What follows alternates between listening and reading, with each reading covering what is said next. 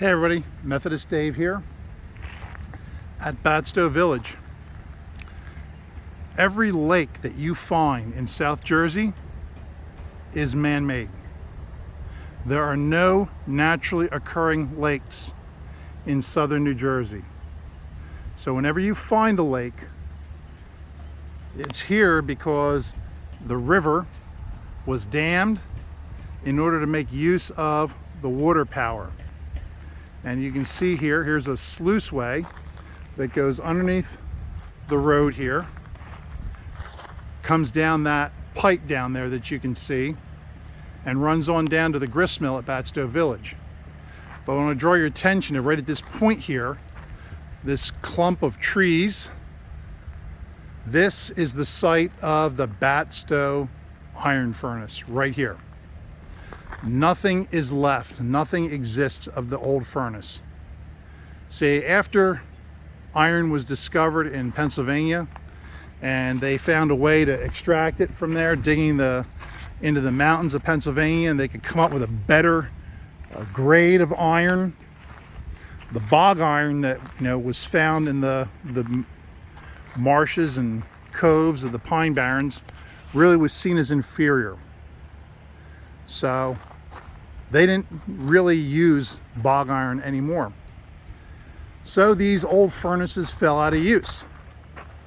And if you're not going to use the furnace, what are you going to do with all that brick for this tower that would have gone up probably as tall as this tree?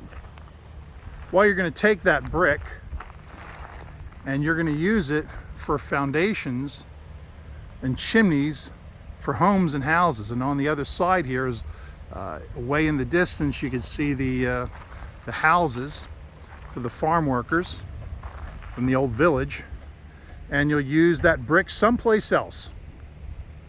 So this is where the old furnace used to be, right here, and this is where the British were after. Right at this spot, cannonballs were made for the Continental Army.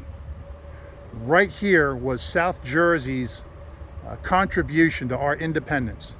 They made lots of cannonballs here, and it was such a threat that the British actually invaded the Mullica River at Chestnut Neck, but the Continental Army faced them there. The militia met them there. They lost the battle. However, the delaying action alerted the people here in Batsto to take preparations, and the British realized that their sneak attack had been discovered, and they didn't want to venture this far up the river with the Continental Army knowing where they were. So we're gonna take a walk over here, and I'm gonna extend this video a little bit. And I might have mentioned this earlier. There's no coal in southern New Jersey.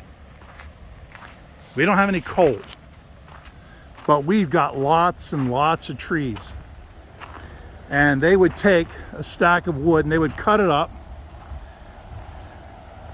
and they would light a fire inside there, and they would partially burn a stack of wood like this, that you wouldn't allow it to become like a high burning flame, not like a bonfire, but you would get the wood burning, and it would burn away and burn out all the moisture, and what you would be left with was charcoal.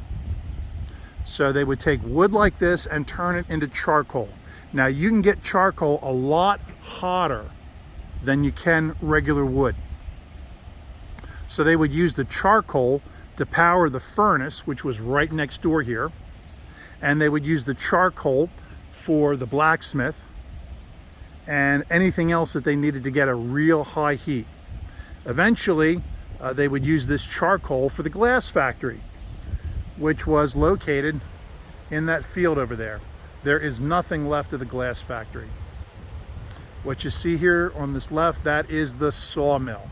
And we're going to go take a look at the sawmill, and I will see you in another video. Take care.